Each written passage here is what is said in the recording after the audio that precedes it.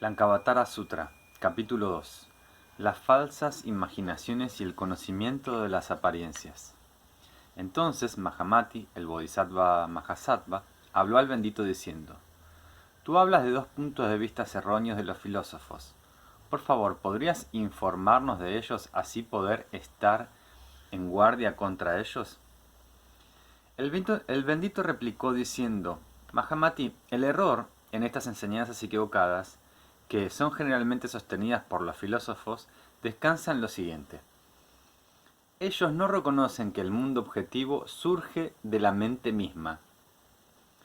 Ellos no sostienen que el sistema completo de la mente también surge de la mente misma, sino que tomando esas manifestaciones de la mente como reales, ellos continúan discriminándolas.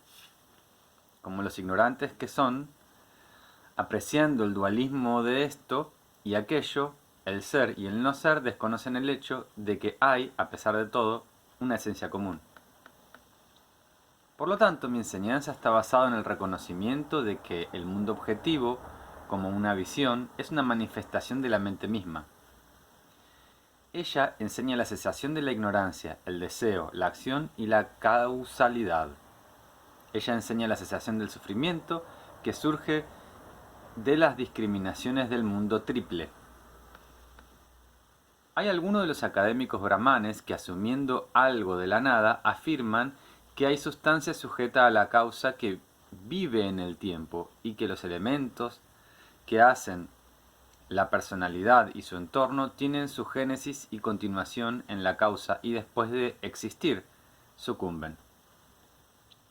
Entonces hay otras escuelas que sostienen un punto de vista destructivo y nihilista, concerniente a tales temas como la continuidad, la actividad, el rompimiento, la existencia y el nirvana, el camino, el karma, la acumulación y la verdad.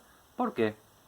Porque ellos no han logrado un entendimiento intuitivo de la verdad misma y por lo tanto no tienen un discernimiento claro en lo fundamental de las cosas. Ellos son como un frasco roto en pedazos y que no es capaz de funcionar más que como frasco. Ellos son como una semilla quemada que no es más capaz de germinar. Pero los elementos que componen la personalidad de su entorno, que ellos miran como sujetos al cambio, son realmente incapaces de transformaciones continuas o sin interrupciones. Sus visiones o puntos de vista están basados en las discriminaciones erróneas del mundo subjetivo. No están fundadas en los principios verdaderos. Una vez más, si es verdad que algo viene de la nada y existe el surgimiento del sistema mental por razón de las combinaciones de los tres efectos produciendo causas, podríamos decir lo mismo de cualquier cosa no existente, por ejemplo, que la tortuga le puede crecer pelo o que la arena produzca aceite. Esta proposición no es beneficiosa puesto que termina en la afirmación de nada. Eso nos dice, por supuesto, que la acción, el trabajo y la causa de los que ellos hablan no sirven, y por lo tanto sucede también con su referencia del ser y no ser. Si ellos argumentan que hay una combinación de tres efectos produciendo causas, deberían también hacerlo sobre el principio de la causa-efecto. Esto es, que algo surge de algo y no de la nada, mientras que un mundo de relatividad sea afirmado, hay una cadena siempre recurrente de causa y efecto, la cual no puede ser negada bajo ninguna circunstancia, por lo tanto, nosotros no podemos hablar de nada que termina o cesa. Mientras que esas escuelas permanezcan en sus posiciones filosóficas, su demostración debe conformarse a la lógica de sus libros de texto y a la memoria.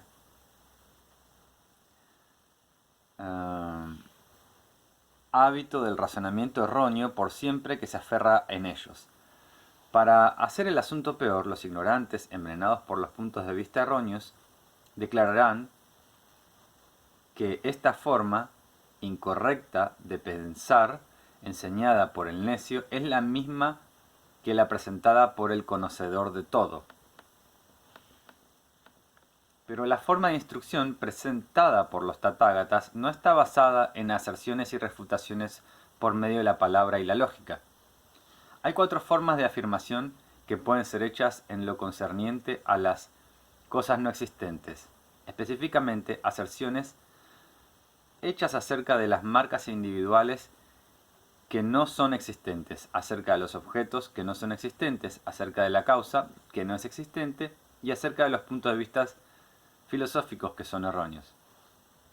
Por refutar o rebatir queremos decir que uno, por la ignorancia, no ha examinado propiamente el error que descansa en la base de estas aserciones o afirmaciones.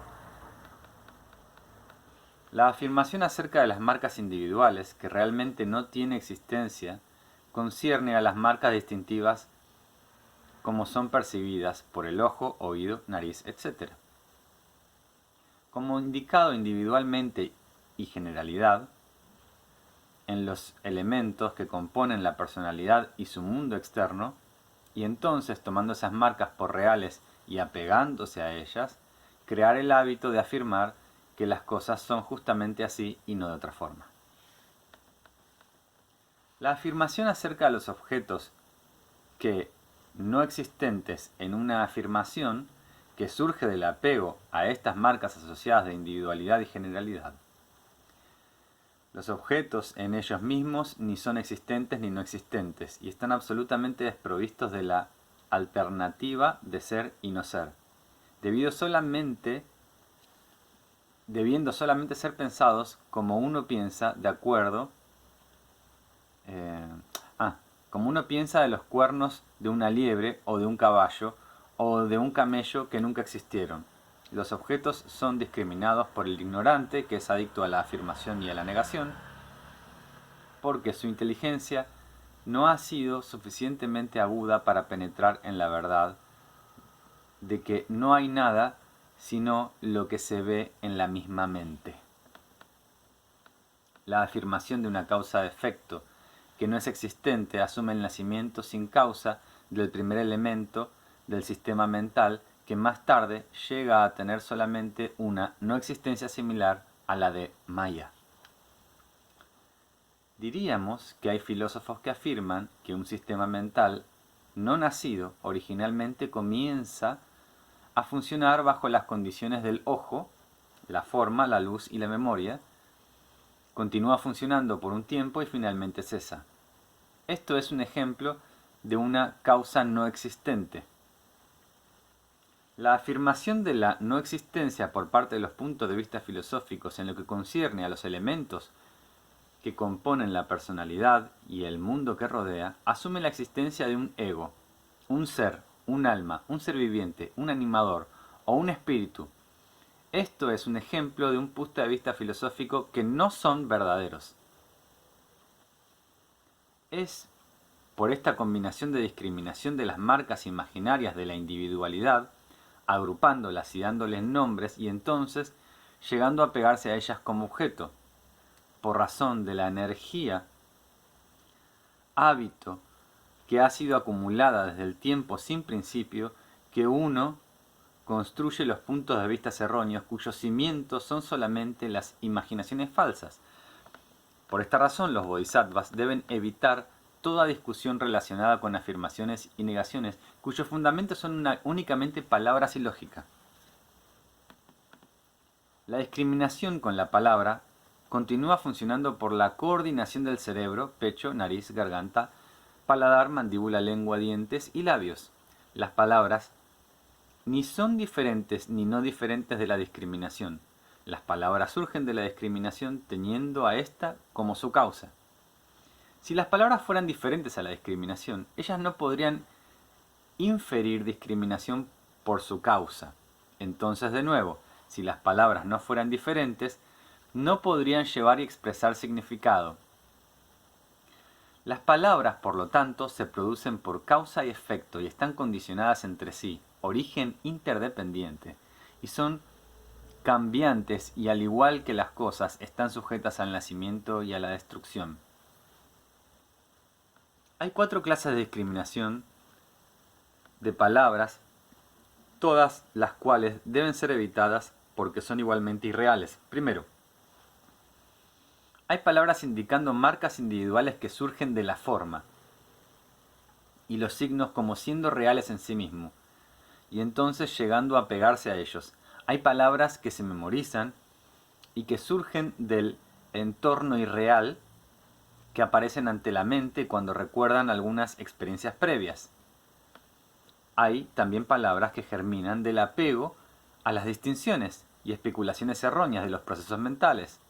Y finalmente hay palabras que germinan de los prejuicios hereditados como semillas de la energía hábito acumulada desde el tiempo sin principio, o que tienen su propio origen en algún apego olvidado o unas imaginaciones falsas y especulaciones erróneas. Asimismo, hay palabras donde no existen objetos correspondientes, como por ejemplo los cuernos de una liebre, el hijo de una mujer infértil, etc.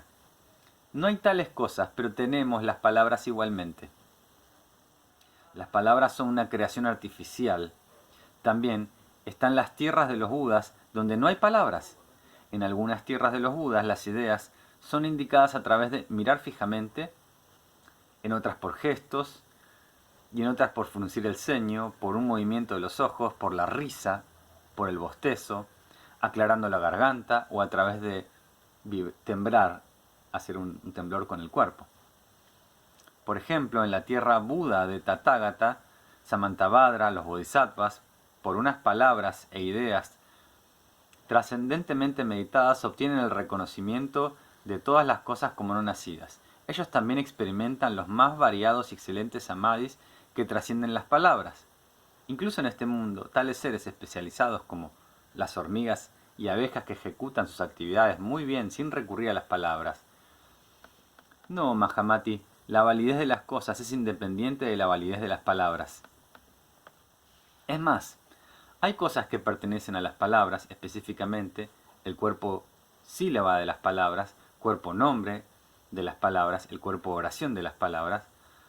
Por cuerpo sílaba queremos decir eso por lo cual las palabras y las oraciones indican o muestran que hay una razón para algunas sílabas. Algunas son mnemotécnicas y otras escogidas arbitrariamente. Por cuerpo nombre queremos decir que ese objeto del cual la palabra nombre obtiene su significado, o, en otras palabras, el cuerpo nombre es la sustancia de la palabra nombre. Por cuerpo oración queremos decir, hace referencia a la determinación de un significado por medio de expresar las palabras más explícita y completamente en una oración.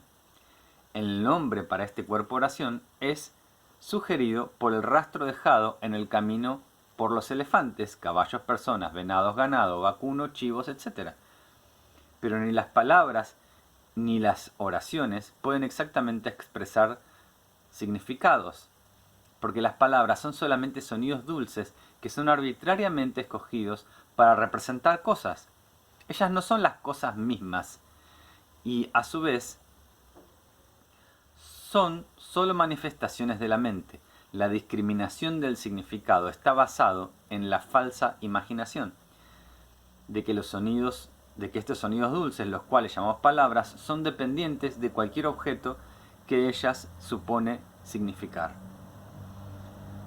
Y que también se supone existan por ellas mismas, todo lo cual está basado en un error. Los discípulos deben estar en la guardia ante la seducción de las palabras y las oraciones, y sus significados falsos o erróneos, porque todo ello, el ignorante y el necio, llegan a enredarse y a imposibilitarse igual que el elefante torpe se estanca en el lodo profundo. Las palabras y las oraciones son producidas por la ley de causa y efecto y están mutuamente condicionadas. Ellas no pueden expresar la realidad superior. Es más, en la realidad superior no hay diferenciaciones para ser discriminadas y no hay nada para ser proclamado o afirmado en consideración a ella. La realidad superior es un estado de éxtasis sublime, no es un estado de discriminación por la palabra, y no puede entrar en ese estado por simples declaraciones concernientes a él. Los Tathagatas tienen una mejor forma de enseñar específicamente, a través de la comprensión propia de la sabiduría noble. Mahamati le pidió al bendito: te imploramos que nos hables acerca de la relación de causa-efecto de todas las cosas, con lo cual yo y otros bodhisattvas podamos ver dentro de la naturaleza de esa relación, y así, a medida que ellas surjan, gradual o simultáneamente, no discriminarlas más. El bendito replicó: hay dos factores de causa y efecto por las cuales todas las cosas llegan a la existencia aparente: los factores externos y los internos. Los factores externos son un montón de lodo, palo, rueda, hilo, agua, un trabajador y su labor, y la combinación de todo lo que produce una vasija. En cuanto a la vasija que se hace del montón de lodo, o una pieza de tela hecha de hilo, o una esterilla hecha de hierba fragante, o un retoño que crece de una semilla, o la mantequilla fresca hecha de la leche agria por un hombre que la está batiendo, así todas las cosas que aparecen una después de la otra en continua sucesión. En cuanto a los factores internos de la causa y efecto, ellos son de tales clases como la ignorancia, el deseo y el propósito, todos los cuales entran en la idea de causa y efecto. Nacida de estos dos tipos de factores sobreviene una manifestación de la personalidad y de las cosas individuales que componen su entorno. Pero ellas no son cosas individuales y distintivas, distinguibles una de otra. Son solamente el resultado de la discriminación del ignorante, un conjunto. La causa de efecto puede ser dividida en 6 elementos: causa indiferente, causa dependiente, causa posible, causa agente, causa objetiva, causa manifiesta. La causa indiferente significa que si no hay discriminación presente, no hay poder de combinación presente, y por lo tanto, ninguna combinación tiene lugar, o si está presente, hay una disolución. La causa dependiente significa que los elementos deben estar presentes. La causa posible significa que cuando esa causa debe llegar a ser efectiva, debe haber un encuentro apropiado de ambas condiciones, internas y externas. La causa agente significa que debe haber un principio presente conferido, afirmándose a sí mismo y con la autoridad suprema como ley soberano. La causa objetiva significa que para ser parte del mundo objetivo, el sistema mental debe estar en existencia y debe mantenerse en actividad continua. La causa manifestación significa que a medida que la facultad discriminatoria del individuo mental o sistema mente se mantiene ocupada en las marcas individuales, serán reveladas como las formas que son reveladas por la luz de una lámpara. Todas las causas, consecuentemente, parecen ser el resultado de la discriminación llevadas a ejecución por el ignorante y tonto. Por lo tanto, no hay tal cosa como el surgir gradual o simultáneo de la existencia. Si tal cosa como el surgir gradual o de la existencia es afirmada, puede ser desaprobada, enseñando que no hay una sustancia fundamental para mantener juntos los signos individuales, lo que hace surgir gradual imposible. El surgimiento simultáneo de la existencia es afirmado, no habrá distinción entre causa y efecto, si fuera de esta forma. Y no habrá nada que caracterice una causa como tal. Mientras que un niño no ha nacido aún, el término padre no tiene significado. Los logísticos argumentan que existe eso que es nacido, y eso da nacimiento por interpretación mutua de tales factores causales como la causa, sustancia, continuidad y aceleración. Y así ellos concluyen que se da un surgimiento gradual de la existencia, pero este surgimiento gradual no puede realizarse excepto por la razón del apego a la noción de una naturaleza propia. Cuando las ideas del cuerpo, propiedad y resistencias son vistas discriminadas y respetadas en lo que, después de todo, no es nada sino lo concebido por la mente misma.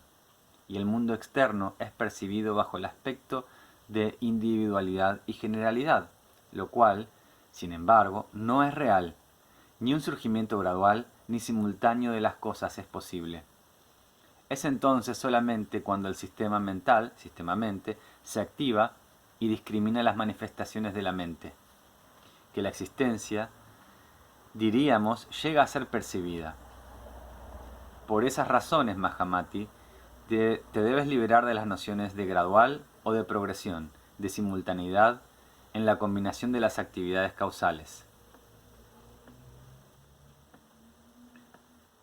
Mahamati preguntó: ¿a qué clase de discriminación, a qué clase de pensamientos el término falsa imaginación debe ser aplicado?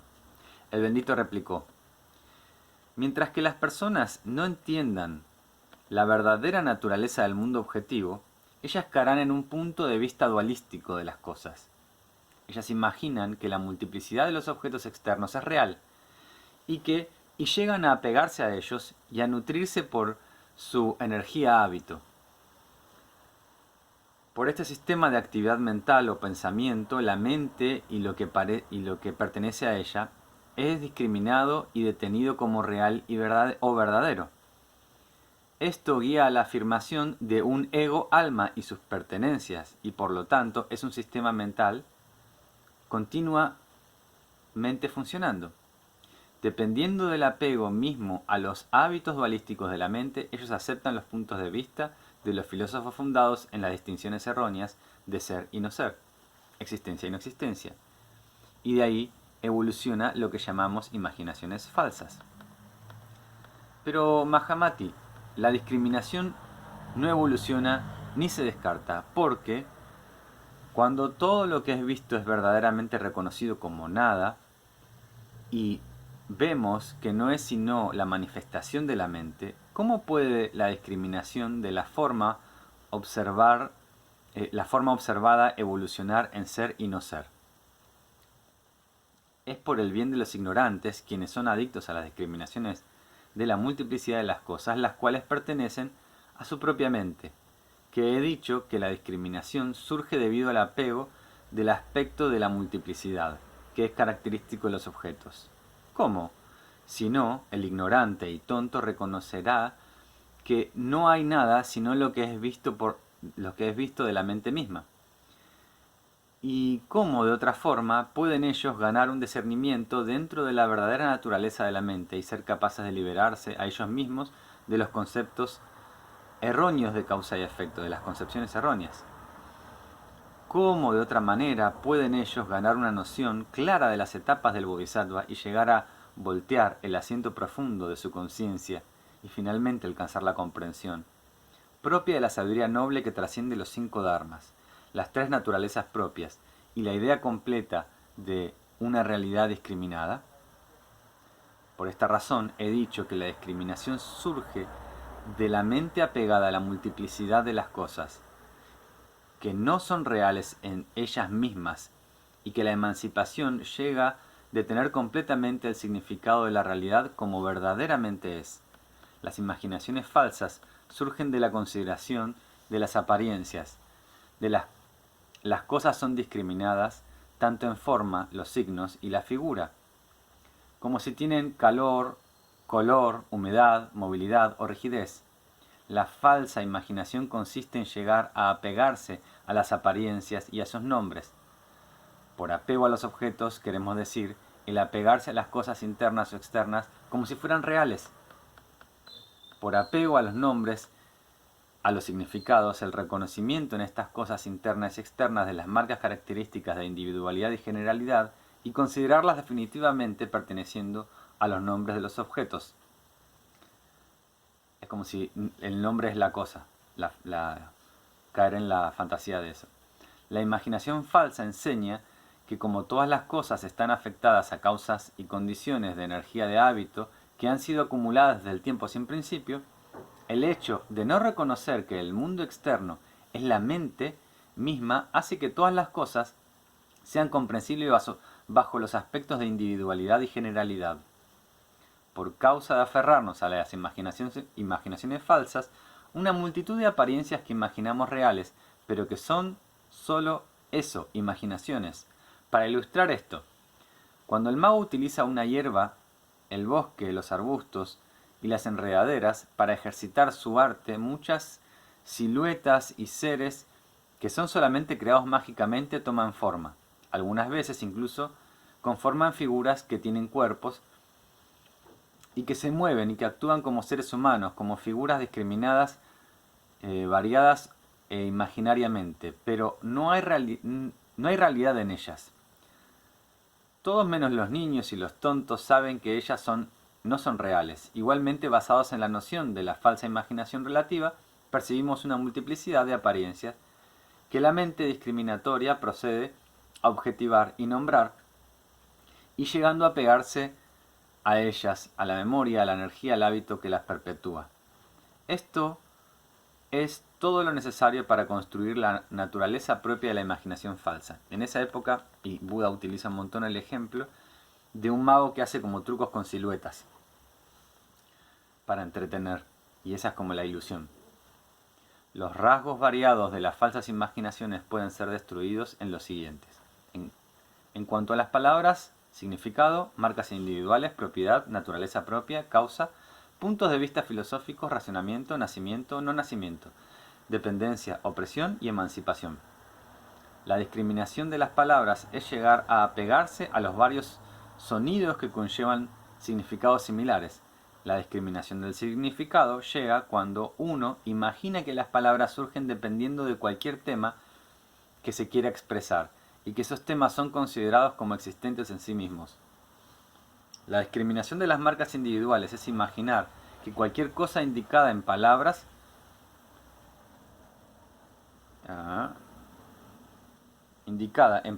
concernientes a las multiplicidades de las marcas individuales, que en ellas mismas son como un espejismo, es verdad, y agarrándose tenazmente a ellas, se discriminan todas las cosas de acuerdo a tales categorías, como templanza, fluidez, prosperidad y solidez. Nominalizaciones. La discriminación de la propiedad es el desear el estado de riqueza y prosperidad, oro, plata y varias piedras preciosas. La discriminación de la naturaleza propia es hacer discriminaciones de acuerdo a los puntos de vista de los filósofos en referencia a la naturaleza propia de todas las cosas que ellos se imaginan y finalmente y firmemente mantienen que son verdaderas, diciendo, esto es justo lo que es y no puede ser de otra forma.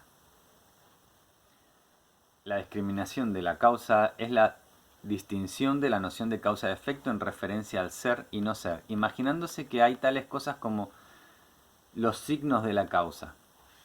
La discriminación de los puntos de vista filosóficos significa considerar los diferentes puntos de vista relacionados con las nociones de ser y no ser, unidad, diferencia, ambos y no ambos, existencia y no existencia, todos los cuales son erróneos, y apegarse a los puntos de vista específicos. La discriminación del razonamiento alude a la enseñanza, cuyo razonamiento está basado en el aferramiento a la noción de sustancia ego, y lo que pertenece a él.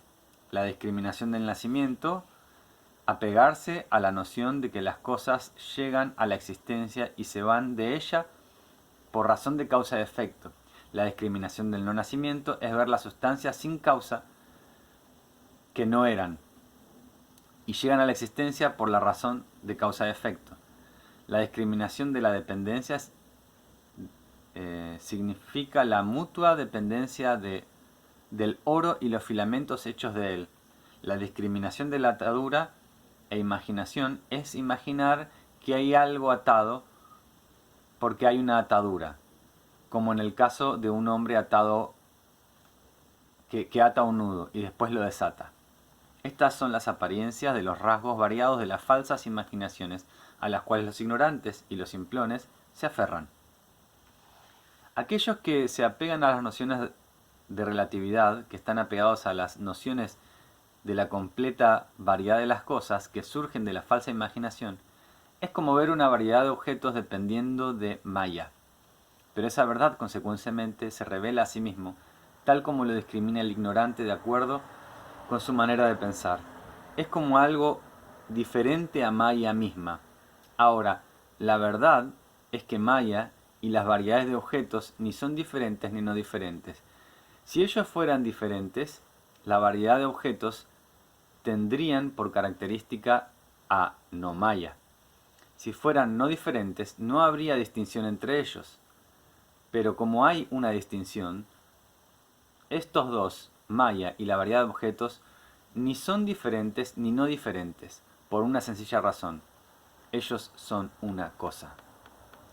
Mahamati preguntó al bendito, ¿es el error una entidad o no?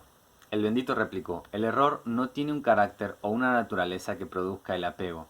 Si el error tuviera una condición, ninguna liberación podría ser posible de su apego a la existencia, y la cadena del origen dependiente sería solamente entendida en el sentido de creación, como los filósofos la sostienen.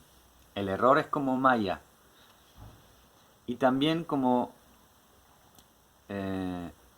Maya es incapaz de producir otra Maya, así que el error en sí mismo no puede producir error. Es la discriminación y el apego los que producen pensamientos malignos y las faltas. Es más, Maya no tiene poder de discriminación en sí misma, ella solamente surge como invocada por la atracción y magnetismo. Maya solamente surge como invocada por la atracción y magnetismo de un mago. El error no tiene en sí mismo energía hábito. La energía hábito solo surge de la discriminación y el apego. El error en sí mismo no tiene faltas. Las faltas son debidas a las discriminaciones confusas en lo concerniente al ego, alma y su mente, fomentadas con respeto y obediencia por el ignorante. El sabio no tiene nada que ver con Maya o el error. Sin embargo, Maya no es una realidad, no es una irrealidad porque solo tenga la apariencia de realidad. Todas las cosas tienen la naturaleza de Maya. No es porque todas las cosas son imaginadas y nos agarramos a ellas por la multiplicidad de signos individuales que son como Maya. Es porque estos son igualmente irreales, tan pronto aparecen y desaparecen. Al apegarnos a los pensamientos erróneos, nos confundimos y nos contradecimos a nosotros mismos y a otros. A medida que no profundizamos claramente en el hecho de que el mundo no es más que la mente misma, imaginamos y nos agarramos a la causa y efecto, al trabajo, al nacimiento y a los signos individuales y a nuestros pensamientos, y nuestros pensamientos se caracterizan por el error y las falsas imaginaciones. La enseñanza dice que todas las cosas están caracterizadas por la naturaleza propia de Maya y que un sueño es un medio para hacer que el ignorante y el de mente simple ignoren la idea de la propia naturaleza de las cosas. La falsa imaginación enseña que tales cosas como luz y sombra, largo y corto, blanco y negro, son diferentes y deben ser discriminadas, pero ellas no son independientes las unas de las otras. Son solamente diferentes aspectos de una misma cosa. Son términos de relación y no de realidad. Las condiciones de la existencia no son de carácter mutuamente exclusivo. En esencia, las cosas no son dos sino una. Incluso el nirvana y el mundo samsara de la vida y la muerte son aspectos de una misma cosa, porque no hay nirvana excepto donde está el samsara, ni samsara excepto donde está el nirvana. Todo lo dualístico es imaginado falsamente. Mahamati, tú y todos los bodhisattvas deberían disciplinarse a ustedes mismos en la comprensión y aceptación paciente de las verdades del vacío, el no nacimiento, la no naturaleza propia, la no dualidad de todas las cosas. Esta enseñanza es encontrada en todos los sutras de todos los Budas y es presentada para que sea conveniente a las variadas disposiciones del ser, pero no es la verdad misma. Estas enseñanzas no son solamente un dedo señalando hacia la sabiduría del noble. Ellas son como un espejismo con sus manantiales de agua que el siervo toma por reales y persigue. Por lo tanto, las enseñanzas en todos los sutras tienen como propósito la consideración y la guía de las mentes discriminatorias de todas las personas, pero no son la verdad en sí, la cual solamente puede ser comprendida por uno mismo en la conciencia profunda de uno mismo. Mahamati, tú y todos los bodhisattvas deben buscar por este entendimiento propio de la sabiduría noble y no ser sugestionados y fascinados por las enseñanzas de palabras.